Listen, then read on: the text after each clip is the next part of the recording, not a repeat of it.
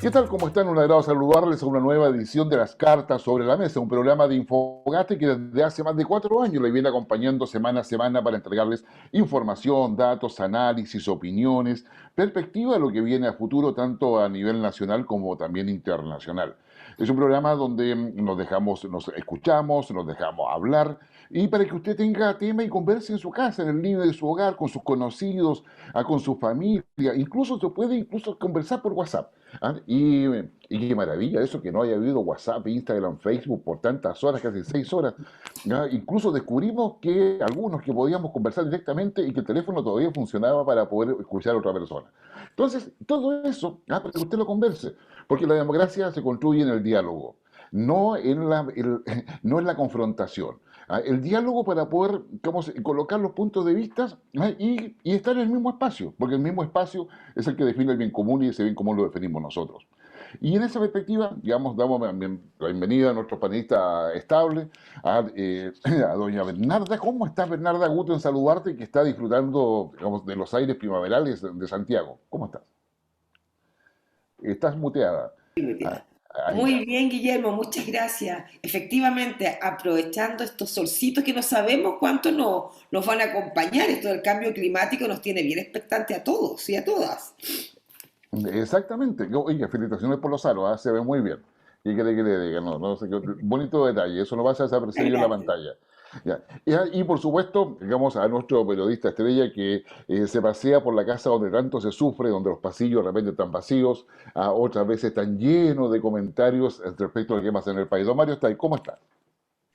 Hola, ¿cómo estás, Guillermo? Bernarda, ¿cómo estás? Sí, o sea, justamente como decías, cuando se cayeron las redes sociales, los más contentos fueron los periodistas de La Moneda, porque durante unas cuantas horas pudieron estar libres del acoso de sus editores, pudieron trabajar tranquilamente sin que los molestaran tanto y poder finalmente disfrutar un poco el trabajo periodístico sin el acoso desde la sala de redacción. Y sí, hay mucho que hablar de La Moneda, hay mucho enojo, hay mucho tema, justamente una semana que ha sido extremadamente noticiosa, muchas cosas que hace una semana atrás no nos imaginamos y que ahora tenemos que conversar.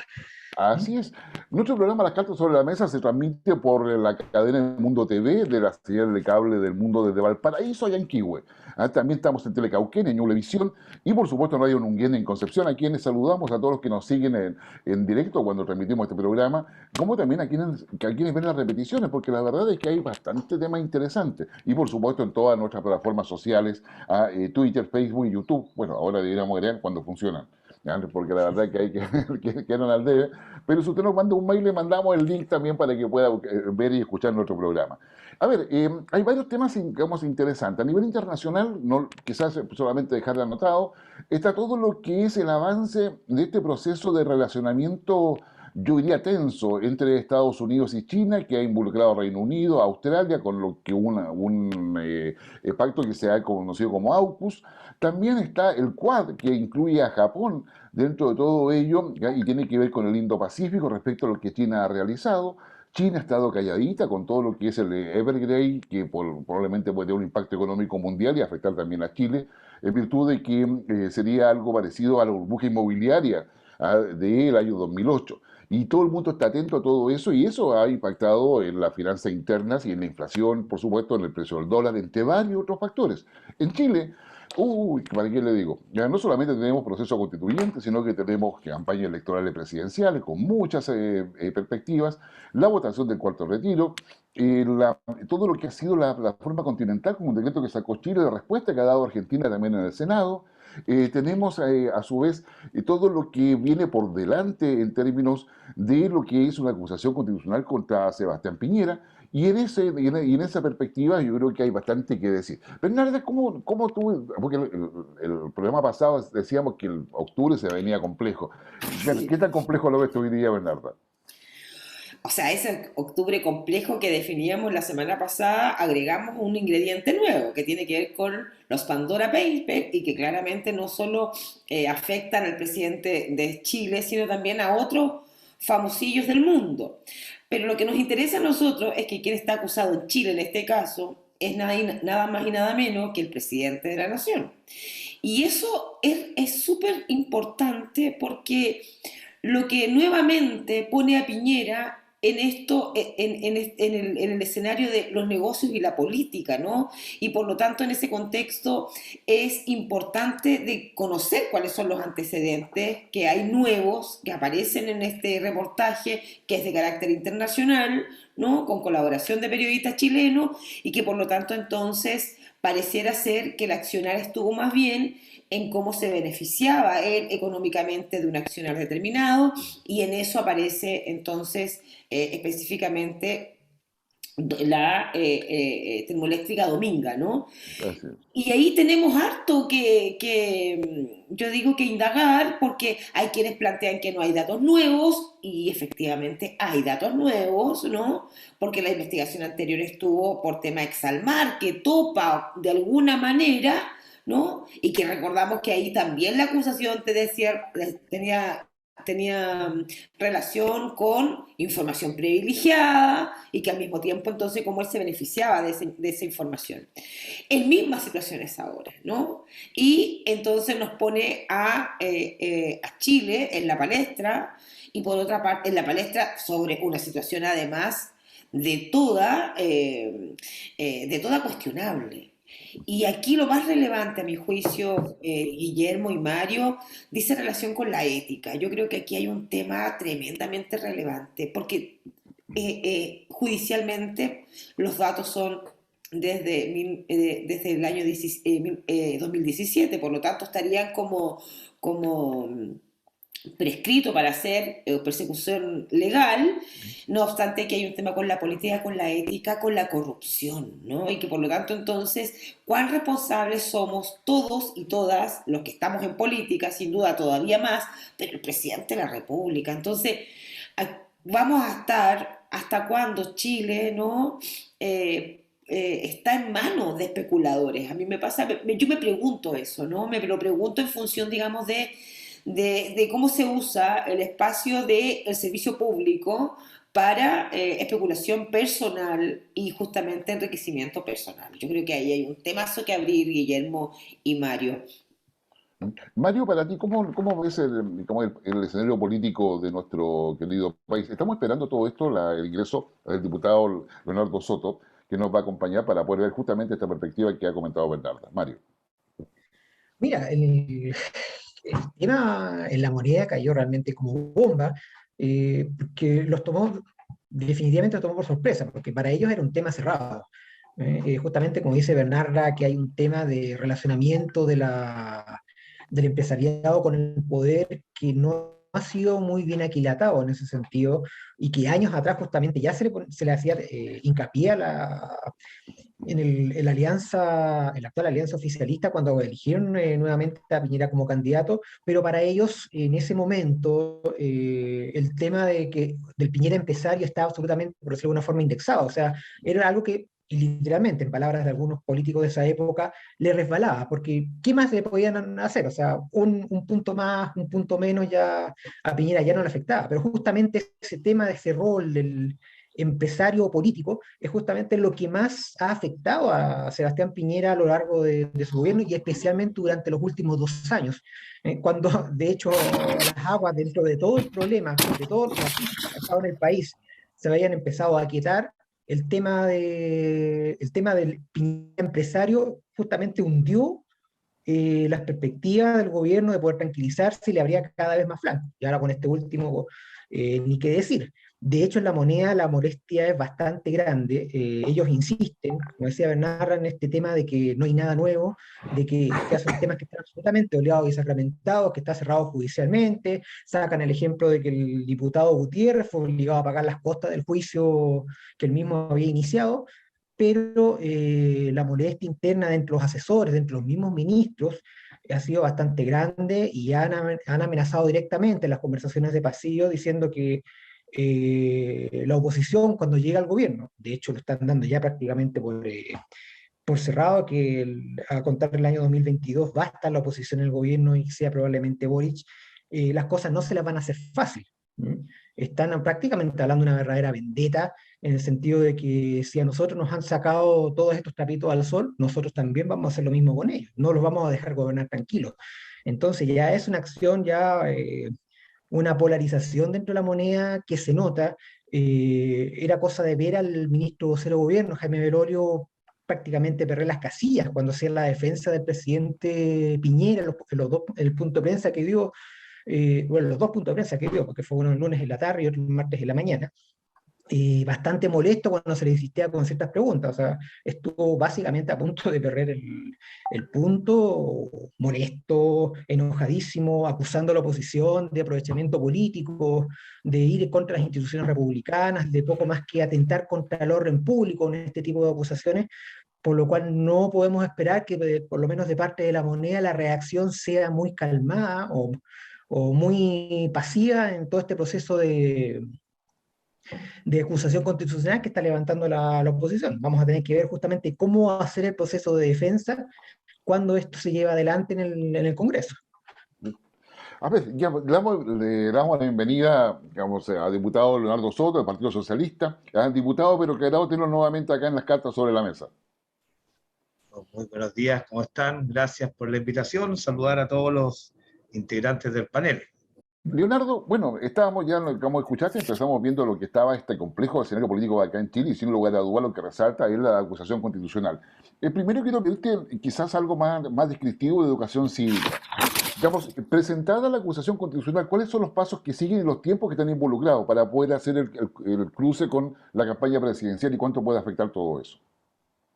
Bueno, la acusación constitucional es la herramienta máxima de fiscalización de la Cámara y del Congreso, en realidad, sí. Y es abrir un juicio político respecto de una autoridad, en este caso un presidente de la República, el cual aparece imputado a nivel nacional e internacional con graves actos de corrupción que comprometen su responsabilidad personal y que puede desembocar en la sanción que está al final del juicio político, que es la destitución. El procedimiento contempla dos fases: una fase en la Cámara de Diputados, que concluye con una votación, y si se aprueba, a lugar a la acusación constitucional, pasa al Senado, que resuelve finalmente como jurado. Dentro de los plazos que se contemplan, se espera que la acusación constitucional sea presentada por la oposición el próximo miércoles. Desde ese momento que se presenta, se procede a la selección por sorteo de una comisión de 5 diputados, que son los encargados de informar a la sala la acusación constitucional y la defensa del presidente de la República. Los plazos son los siguientes: desde el miércoles que se debía presentar, se contarán 2 días aproximadamente para que el presidente sea notificado. Se le tiene que entregar formalmente por la Cámara el documento, el libelo, la acusación. 2 días. El presidente, a partir de ese hecho, tiene 10 días para poder elaborar su defensa y presentarla ante la comisión que va a estudiar esta acusación. Ahí le agregamos 10 más, son 12 días. Y la comisión tiene 6 días adicionales, hasta completar un total de 18, para entregar su informe final con todas las respuestas, con todo lo que ocurrió al interior de su comisión, al Pleno de la Cámara. Es decir, tendríamos 18 días de trabajo previo en comisión, y el último día, el día 19, sería el que se votaría en la sala, si da lugar o no a la acusación constitucional, se escucharía a los abogados del acusado, etc. Son 19 días en total, y según nuestros cálculos, serían como el primer día o los primeros días de noviembre que se estaría aprobando en la Cámara de Diputados. Aprobándose en la Cámara de Diputados, por lo tanto, digamos, una vez, si se aprobase, ahí pasa al Senado, ¿ya? El juicio político que le toca verlo al Senado, estaría casi encima del 21 de noviembre, o sea, digamos, si es que no ha pasado. Sí, efectivamente, de acuerdo a la programación que está establecida en la Constitución, sería, digamos, la recta final de campaña presidencial, lo cual también es un hecho inédito en la historia constitucional de nuestro país. Y claro, ahí se alienta todo tipo de reflexiones sobre si es bueno, es malo, etcétera, etcétera. De mi punto de vista, que se descubrieran los Pandora Papers y todo el planeta conociera que tenemos un presidente vinculado directamente a actos de corrupción pública, ocurrió hace una semana atrás. En consecuencia, es una reacción oportuna a hechos que son de interés público y conocidos recientemente ahora. No fue la oposición la que decidió esto, sino que más bien la fuerza de los acontecimientos que descubrió estas revelaciones que imputan directamente al presidente en actos de corrupción. Sí, digamos, disculpe, Diputado, Bernarda. sí. Y cuando se produce la acusación en la Cámara de Diputados, y vamos a suponer, porque ahí están los votos para eso, vamos a hacer política Puede ser, ficción, puede ser, puede ser. ¿no? Puede ser. ¿Qué significa eso? ¿Significa que el presidente queda suspendido hasta que lo vea el Senado? ¿Cuál es el procedimiento ahí legal? ¿O se espera, siendo presidente, sigue sus funciones hasta que lo vea el Senado? ¿Cómo es ahí esa latencia? Bueno, yo diría que vamos paso a paso viendo esto, pero efectivamente, o sea, yo creo que no cabe anticipar los juicios respecto de las votaciones. No es fácil para algunos parlamentarios pronunciarse sobre la situación de un presidente de la República, más en estas condiciones.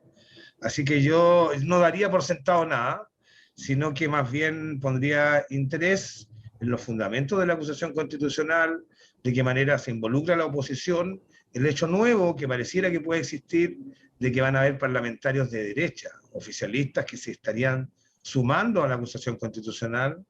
También el hecho muy claro, que yo creo que pone un muro cortafuegos con la elección, es que ningún candidato presidencial prácticamente está uniendo su destino al presidente de la República. Todos se han desmarcado para evitar que el incendio que puede venir en la Moneda con respecto a Piñera le llegue a su sede de campaña.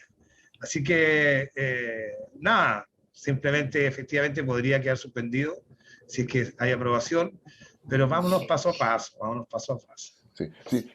Antes de la palabra, Mario, dame un segundo, solamente Sí, para que los perfecto. que están siguiendo, solamente decirles que efectivamente el año 2007 hubo una investigación judicial, ¿ya?, hecha por la Fiscalía, que finalmente absolvió al presidente. Ese es un tema legal jurídico. Acá la acusación constitucional es un tema político, que tiene que ver efectivamente con la influencia que el propio presidente haya podido tener para la aprobación de un proyecto específico de tipo minero, ¿ya?, donde su voz como presidente, ya no como empresario, era fundamental. Mario, ahora te dejo la palabra a ti. Ya. Gracias, Guillermo.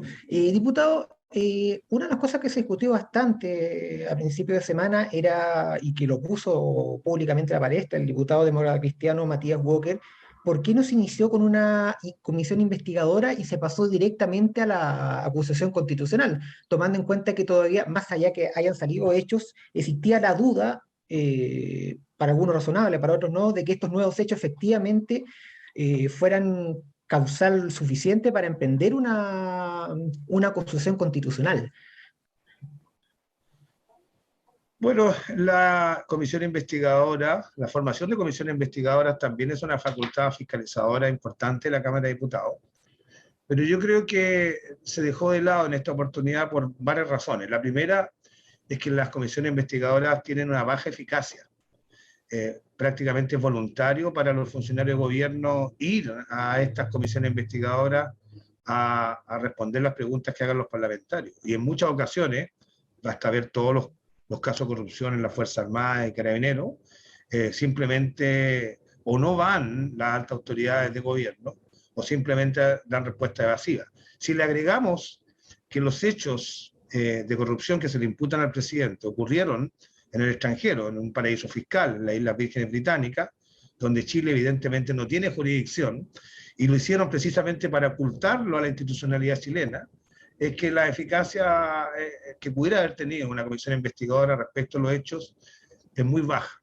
Y por último, si uno mira bien los hechos públicos conocidos en Chile y en todo el mundo, el hecho básico que se le imputa al presidente de la República está prácticamente reconocido. Los hechos, no las calificaciones, los hechos.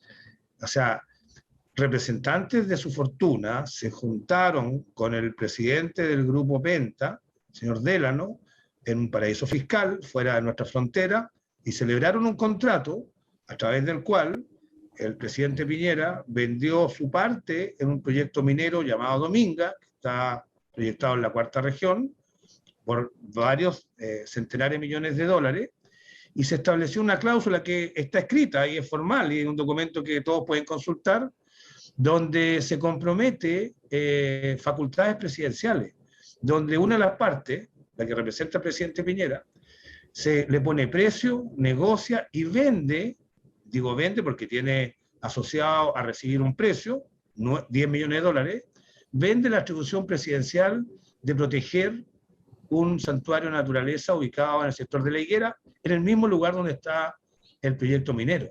Él se hace cargo de no aumentar la protección ambiental en la zona para facilitar de esa manera la realización del proyecto minero Dominga. Y recibe a cambio 10 millones de dólares. 10 millones de dólares que ingresan a su fortuna y que hoy día están en el patrimonio del presidente de la República. Ese hecho básico, yo diría que nadie lo discute. Las defensas que ha hecho el presidente de la República son todas de forma. Dice primero, no sabía. Ahí cada uno hará su juicio, pero claramente todos los delincuentes en este país y en todo el mundo alegan siempre desconocimiento del hecho delictual, pero no por eso es cierto. Segundo, dice, oiga, esto ya se sabía, como si saberlo por alguna parte de la prensa atenuara o disminuyera la responsabilidad de participar en un acto donde él captura al Estado y lo pone al servicio de su fortuna personal. Y tercero, dice, lo que estaba hablando Guillermo, dice, es que estos hechos fueron investigados por la justicia penal y fue absuelto. Eso tampoco es cierto. El juicio que abrió el diputado Gutiérrez el año 2017 fue contra el presidente Piñera, una denuncia para investigar el caso Exalmar, que también tenía que ver con que Chile determinó una frontera marina entre Arica y Tacna, en medio del mar, que favoreció a Perú y favoreció a varias empresas pesqueras grandes de la zona, una de las cuales, Exalmar, tenía acciones de la fortuna del presidente Piñera y se veía favorecido, una vez más, con una decisión de Estado que le significaba un aumento en ganancias a esa empresa pesquera que tenía participación del propio presidente de la República. En ese juicio penal habría aparecido en alguna parte mencionado estos hechos, pero el mismo fiscal Guerra, que estaba a cargo de esta investigación penal, nunca la investigó, nunca citó a nadie, nunca fue el presidente a hablar sobre esto, nunca fue su representante. En consecuencia, no hay una declaración judicial de inocencia. Y aunque la hubiera, porque tiene mucha razón Guillermo, si el juicio político que hace el Congreso de Chile al presidente de la República por actos concretos de corrupción no es un juicio penal. Y ninguna acusación constitucional que yo conozca ha tenido de base una sentencia penal, porque si lo hubiera, por el solo hecho de ser acusado penalmente un presidente, quedaría suspendido en su cargo. Por eso este es un juicio de otra naturaleza, que no tiene el estándar penal, tiene el estándar político, y los hechos que yo he relatado, podrán algunos discutir las calificaciones, los detalles, pero son hechos objetivos, acreditados y comprobados, y que todos los chilenos tienen mucha claridad, incluso también en el mundo. Por eso el presidente Piñera, para vergüenza de todos los chilenos, ha ocupado las portadas de los principales diarios del mundo, apuntado por el dedo, como usuario permanente de paraísos fiscales y vinculado a actos de corrupción pública, que nosotros, por supuesto, no podemos aceptar. No, definitivamente yo creo que en esta acusación constitucional, digamos, coloca un nuevo elemento dentro del escenario político, porque además deja desalineadas a las instituciones. El Ejecutivo aislado, tratando de defenderse de todo lo que esto significa para poder llegar al 11 de marzo del próximo año, donde entrega el poder. Por otra parte, el Poder Judicial, que está en otra dinámica, en otra línea. La Fiscalía Nacional, que ha dado instrucciones para que se investigue justamente lo que está explicando el diputado Soto. El Legislativo, claramente también en una línea distinta. Basta ver que solamente el Cámara de Diputados y Senado no están tampoco en la misma línea. O el Senado está más bien como viendo qué cosa sucede. Entonces, toda la institución, la Contraloría General de la República, digamos, también, es decir, este tema ya se instaló, pero con instituciones desalineadas. Leo, ¿cuál es el escenario político que queda viendo más allá de esta acusación constitucional? ¿Cómo se ve el escenario político chileno con toda esta complejidad? Bueno, yo creo que primero hay que decir que estamos atravesando un contexto de cambio en nuestro país. Estamos enfrentando como pocas veces en la historia reciente, una crisis política, social, económica, una crisis de futuro. Y por eso hoy día está funcionando en paralelo el Congreso una convención constitucional que está definiendo una nueva ley fundamental, un nuevo pacto social, político, económico. Y en ese contexto se van a realizar estas elecciones que hasta ahora han marcado inmediatamente distancia con el presidente de la República, porque evidentemente es algo que nadie puede desconocer, este gobierno está completamente agotado. Es un gobierno que no tiene iniciativa política, que no siquiera es capaz de hacer cumplir su agenda, y ni siquiera es capaz de ordenar a sus propios parlamentarios. Es un gobierno zombie, es un gobierno que ya terminó hace mucho rato y que todos sus parlamentarios, ningún parlamentario va a llegar a una foto con el presidente de la República. Y los candidatos presidenciales de su sector reniegan de él y ahora toman distancia y le pide que entregue más claridad respecto a los actos de corrupción que ha cometido. Entonces, hablar sobre gobierno es hablar sobre un gobierno zombie, que lo único que está dedicado es contar los días para que termine su periodo presidencial y tratar de bloquear las reformas que puedan afectar a los intereses que está defendiendo, que son los del gran empresariado, del sistema financiero y del sistema bancario. Y eso lo podemos ver. Y ni siquiera eso hace. Ni siquiera eso hace. Porque, por ejemplo, el debate en la última semana ha estado ocupado por el cuarto retiro de fondo de la AFP, que es muy controversial porque evidentemente tiene cosas positivas y algunas negativas también, obviamente. No lo vamos a desconocer.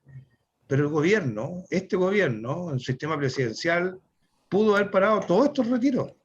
Si hubiera ejercido el veto presidencial, le bastaba un tercio del Congreso, un tercio, ellos tienen 48%, un tercio del Congreso, un 33%, de haber bloqueado cualquier iniciativa legislativa como le corresponde en este sistema a todos los presidentes de la República. Y ni siquiera ha sido capaz de hacer eso. Por eso digo que este es un gobierno zombie, el de gobierno total. Así es. Bernarda, Mario. Yo solamente quisiera como los antecedentes que el diputado nos ha mostrado son de conocimiento público, ¿no? Pero a mí me parece que hay una acción que tiene que ver con nuestros representantes y mandantes, ¿no? En este caso los parlamentarios, el Congreso. Ellos tienen la función de fiscalizar entre todas otras funciones y ejerciendo, yo comparto eso con el diputado, ejerciendo su rol de fiscalización. La acusación, el concepto de acusación merece y yo diría es pertinente al momento político sobre el cual estamos cursando, porque en ese contexto de los antecedentes, de ejercer la acción de fiscalización, yo diría la acusación constitucional es casi un imperativo ético para los parlamentarios de nuestro país en general, ¿no? O sea, hacer allí los antecedentes son los hechos y yo creo que acá los datos hablan por sí mismos. Entonces, hoy día tenemos un presidente que no solo tiene constante en todo su mandato, ¿no? Esta relación entre la ética y el dinero, ¿no? Entre su función. Ha sido reñida tanto su gobierno con Piñera 1 como Piñera 2 ya es el escándalo. Y en ese contexto creo que es relevante velar por los intereses de la patria, vamos a hablar aquí, por los intereses de Chile, por los intereses del país. Bueno, y aquí tenemos, Chile tiene la organización política que tiene, es que tiene mandantes, representantes que están en el Congreso, y en ese contexto entonces hay una función allí que habría que cumplir como fiscalización de estos actos.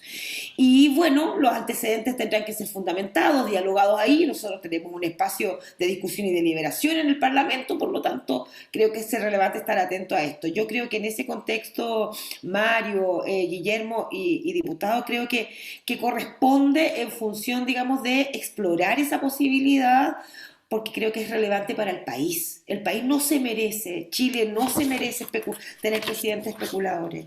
Chile no se merece, ¿no?, tener presidentes que velen por sí mismos antes que por el bien común. Esto que el servicio público resalta tanto. Entonces, nosotros no podemos tener una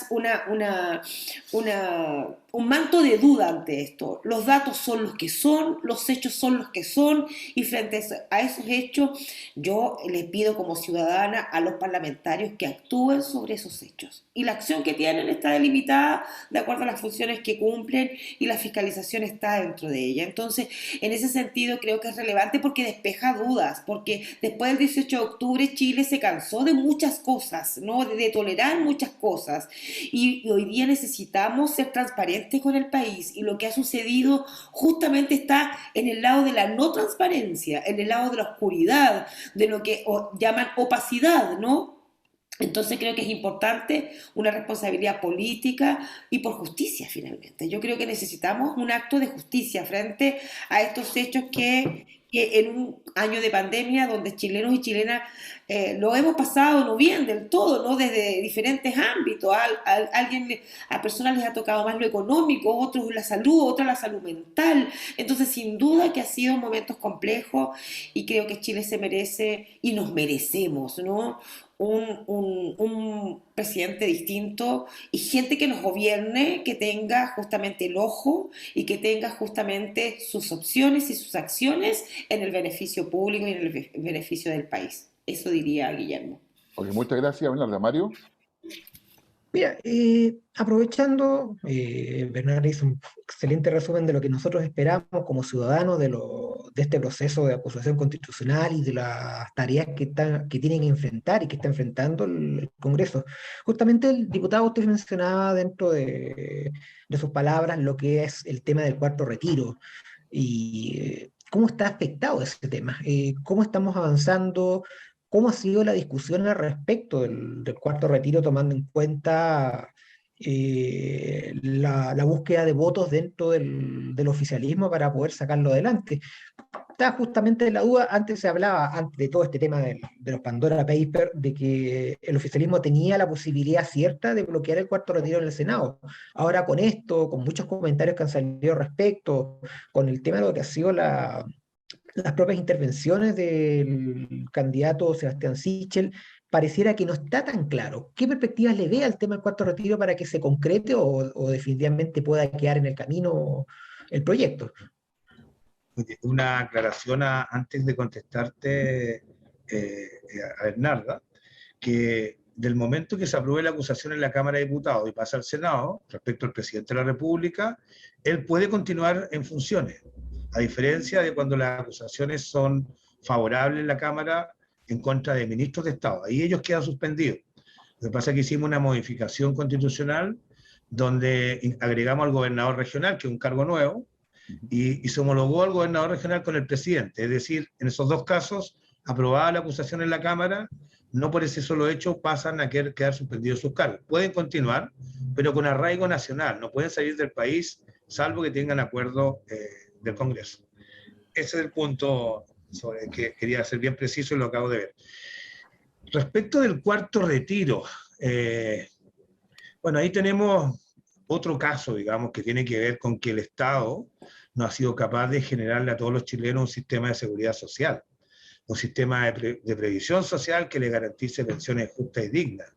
Ideas hay muchas, experiencia en el mundo también, proyectos de ley también, fórmulas mixtas, que son las más razonables y moderadas, han estado en debate durante 10 años en la Cámara de Diputados y en el Senado. Sin embargo, no ha habido voluntad política para construir un sistema de seguridad social que les garantice a lo menos a las personas que no van a llegar a la mayoría de edad, a la edad de vejez, en situación de pobreza. Y ese es un nuevo fracaso de nuestro Estado, de nuestro gobierno.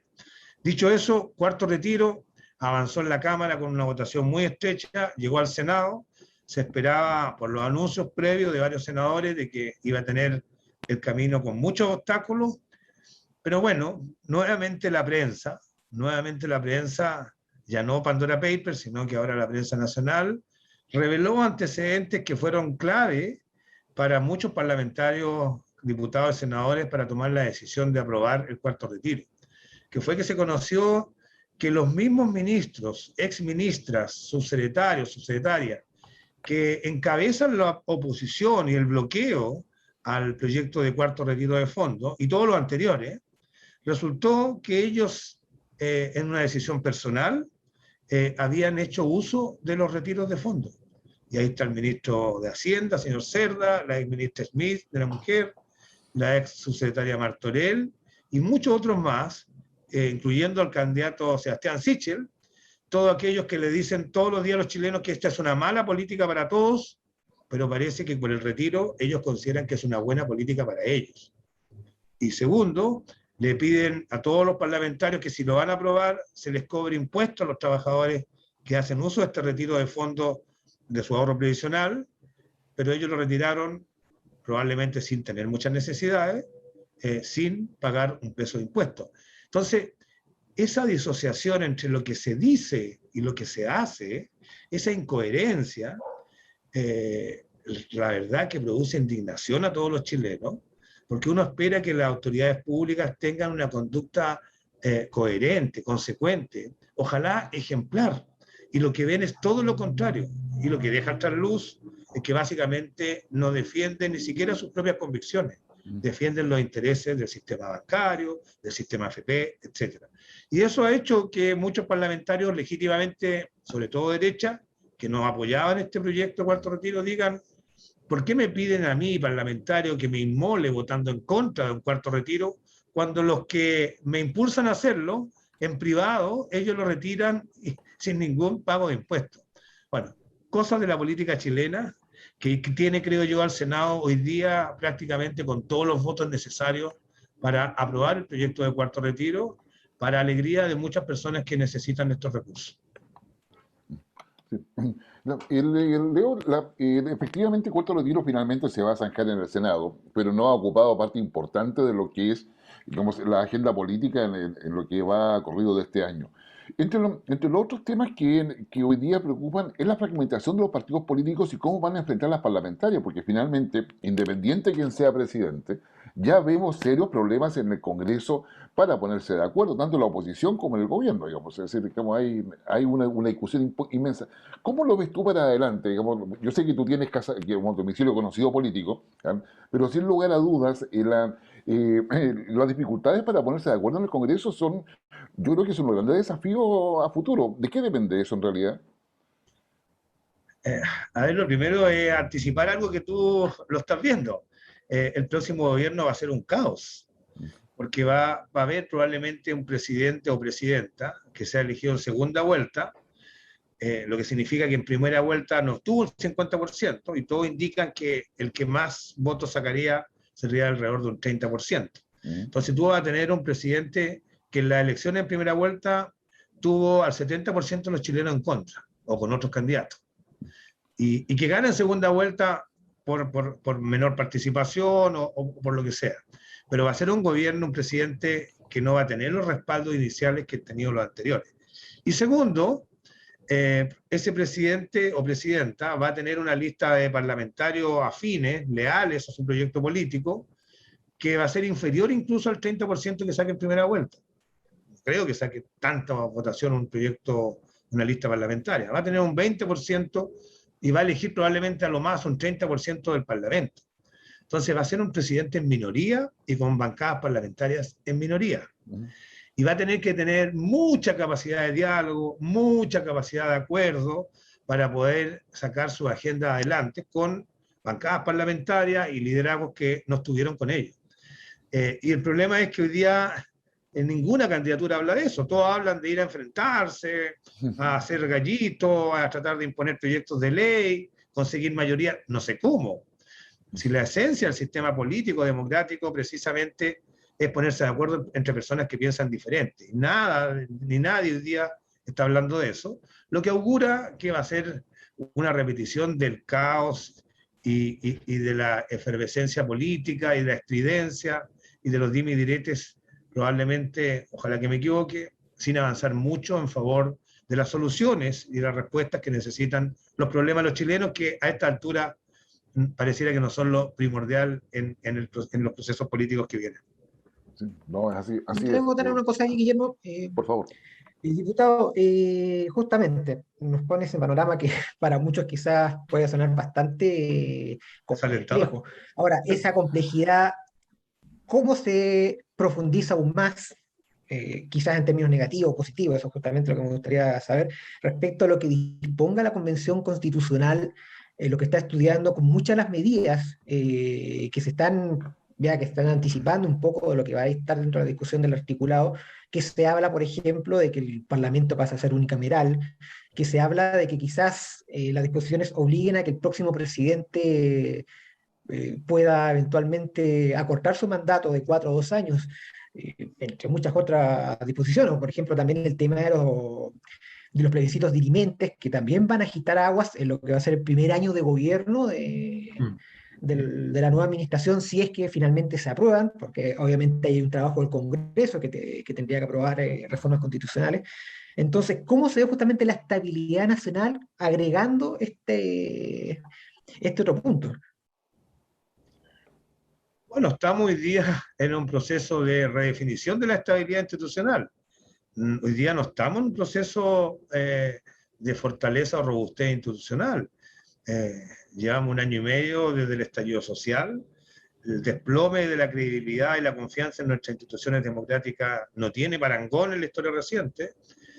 Ayer mismo estaban siendo formalizados los 3 ex generales directores de las policías en un país que tiene gravísimos problemas de seguridad por corrupción. Y no por centenares de millones de pesos, miles de millones de pesos. Y los 4 ex comandantes en jefe de la Fuerza Armada también están hoy día sentados en el banquillo de los acusados. Eso como primera aproximación al momento en que vivimos. Hoy día vivimos una época de crisis profunda de nuestras instituciones y por eso estamos en un proceso constituyente. Lo que pasa es que nosotros, los chilenos, hemos centrado nuestras expectativas, nuestras esperanzas en que la Convención Constituyente nos va a construir un marco de entendimiento, un pacto social, político, económico, que nos devuelva la justicia social, nos devuelva en la lucha contra la desigualdad y nos devuelva una institucionalidad al servicio de la gente y no de los grandes grupos económicos. Es decir, hay mucha esperanza en eso. Pero eso en la teoría, porque en la práctica también la Convención Constitucional está teniendo también los mismos vicios que tiene la política nacional, es decir, alta fragmentación, populismo, tomar medidas que parece que no tienen mucho sentido. Han estado varios meses y no han avanzado en ni un centímetro en tener ningún acuerdo de los que los chilenos quieren, y más bien se han centrado en disputas formales. Está el caso Rojas Vade, de engaño masivo al electorado chileno. En fin, estamos viviendo una época de mucha efervescencia, pero yo diría que es la realidad que tenemos los chilenos. Esto no es muy distinto a lo que ocurre en todos los ámbitos.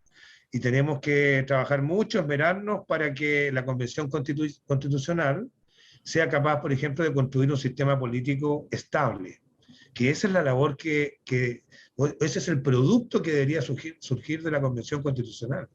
Un sistema político que ponga a la gente en el centro de todas las decisiones públicas, que regenere nuestra democracia, que sea capaz de forzar la ejemplaridad de nuestras autoridades públicas y, por supuesto, un mayor entendimiento y diálogo entre todos los componentes de la sociedad. Ese marco tiene que surgir de la Convención Constitucional, así lo aprobamos en plebiscito, la inmensa mayoría de los chilenos, y es nuestro deber, creo yo, buscar que ese objetivo se cumpla, porque realmente hay mucho del futuro en juego en este país del resultado de la Convención Constitucional. Así que yo espero que puedan sortear los atajos que se ponen, los autogoles que se hacen, como algunos de los que tú mencionabas, que son caminos que no nos llevan a ninguna parte, sino que a la polarización, y se sienten a ponerse de acuerdo sobre los grandes, precisamente, futuros compartidos que tiene nuestro país, y son muchos, hay que buscarlos nada más. No, sin lugar a dudas, no, yo creo que hay toda una expectativa y eso genera, como algunos dicen, que eso es una realidad líquida. Bueno, yo le quiero recordar que el diputado Leonardo Soto es de San Bernardo, o mejor dicho, perdón, la República de San Bernardo, que ha sido con muchos años en política.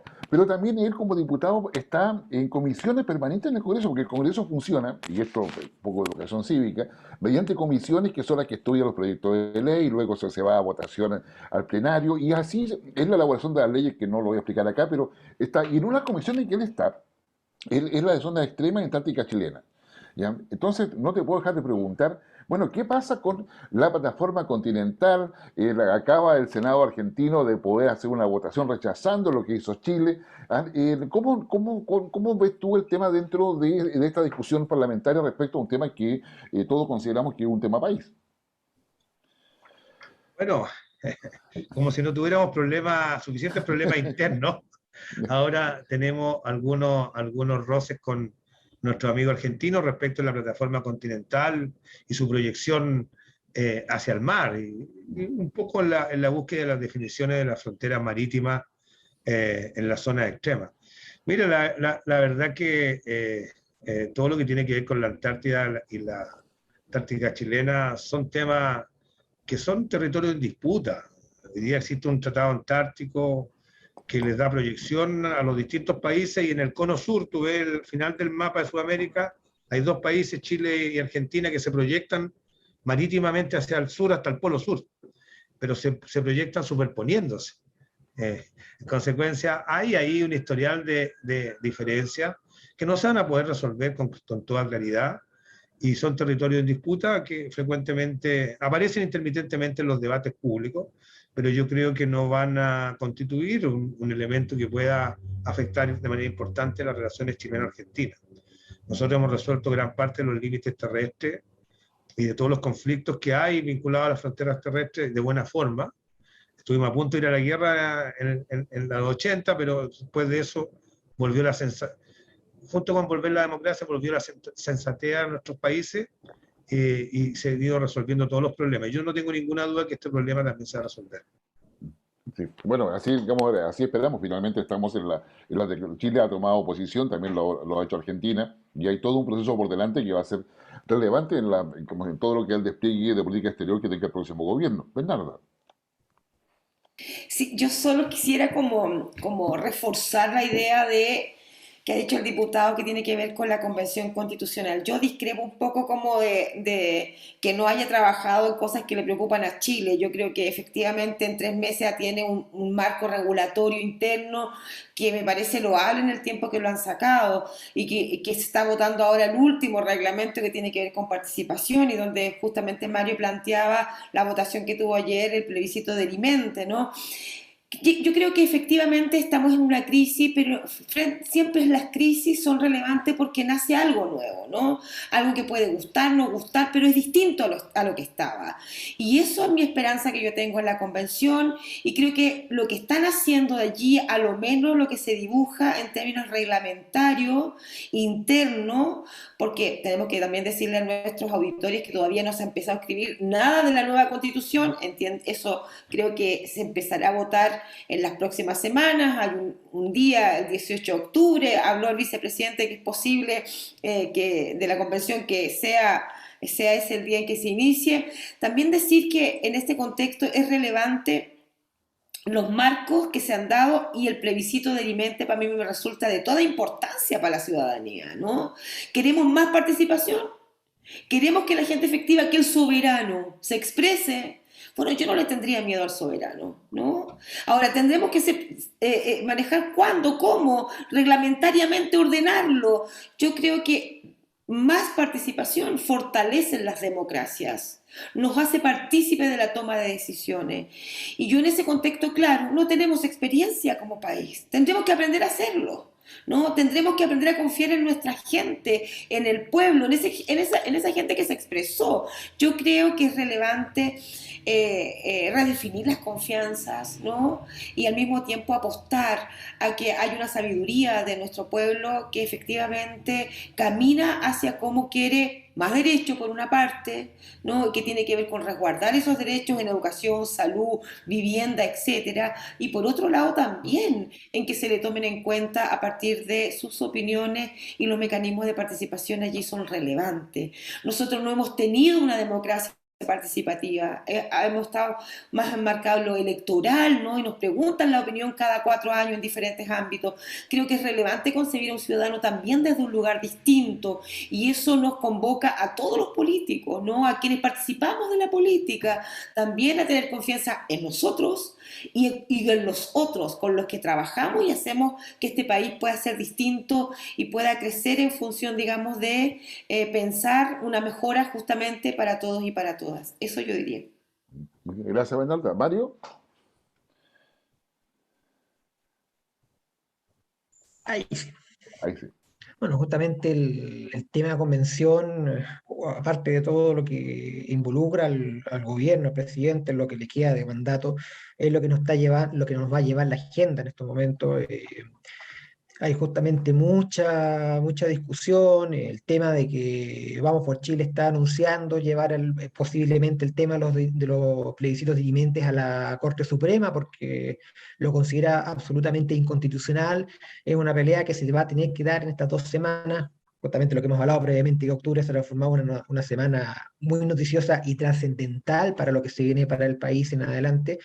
Entonces, a tener confianza justamente en que se sepa resolver esto de la mejor manera, hacer hincapié sí en que el tema de los plebiscitos dirimentes, más allá de que efectivamente se apruebe, requiere todavía largos pasos para que pueda concretarse, partiendo de lo que mencionaba anteriormente de la discusión de reformas constitucionales para llevarlo adelante, y también las definiciones que tenga que hacer el servicio electoral para poder implementarlos, porque primero habría que ver la cantidad de plebiscitos dirimentes que eventualmente se lleven adelante, los plazos para que puedan poder llevarse a cabo, y también que el CERVEL, por una parte, disponga del presupuesto y también la capacidad para poder desarrollar una serie de plebiscitos dirimentes al respecto, porque la otra opción sería desarrollar un solo gran proceso, pero habría que ver también si calza con los plazos correspondientes para que finalmente la convención pueda aprobar el proyecto de constitución que finalmente ponga a disposición de la ciudadanía para su votación, y eso tendría que estar siendo aproximadamente a finales del mes de junio,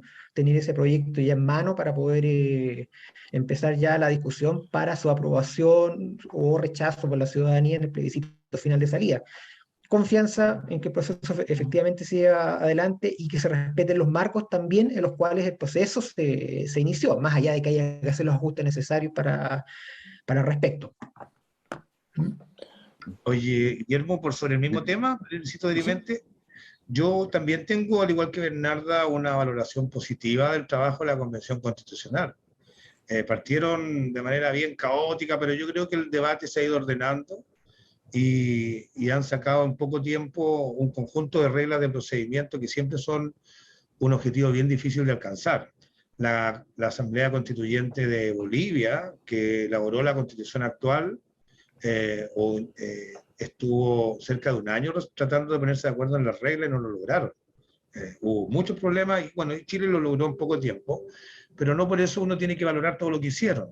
Yo creo que lo de los plebiscitos dirimentes es un autogol de la Convención Constitucional, porque las reglas con las que se eligieron, las votaciones que hubo, la conformación de los convencionales constituyentes no le asegura a nadie el poder de veto sobre otros, que era el gran miedo que teníamos todos, de que más de un tercio de convencionales de derecha bloqueara todo lo que los otros 2 tercios quisieran.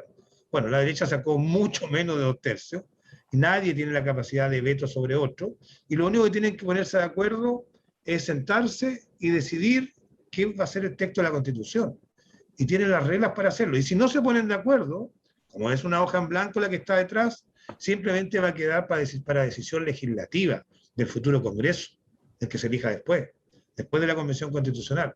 Pero ahora inventaron otra regla, que cuando no se alcancen los 2 tercios, se pueda convocar a plebiscito para que la gente decida. Tiene varios problemas. Primero, ¿cuánta gente va a participar en un plebiscito? Si en el apruebo y el rechazo, que fue una de las elecciones con más participación en la historia reciente, participó con un poco más del 50%.